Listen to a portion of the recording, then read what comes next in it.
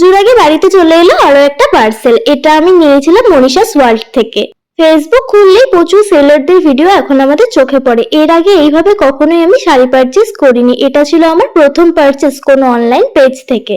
এই পার্সেলটাতে ছিল এই বছরের সব থেকে ভাইরাল শাড়ি চিনন। আমি নিয়েছিলাম দুটো শাড়ি, এটার সাথে ছোট্ট মতো একটা ব্যাগও দিয়েছিল। চলো এবার শাড়িগুলো কিরকম এসেছে তোমাদের সাথে শেয়ার করা যাক। ফার্স্টে শাড়িটা ছিল রেড কালার। চিননের এই সুন্দর পাটটাই সব শাড়ির থেকে এই শাড়িটাকে আলাদা করে তুলেছে। গোটা শাড়ির মধ্যে সুন্দর স্টোন বসানো রয়েছে, আর শাড়ির মধ্যে যে বড় ফুলের কাজগুলো রয়েছে তার মধ্যেও সুন্দর স্টোনের কাজ রয়েছে।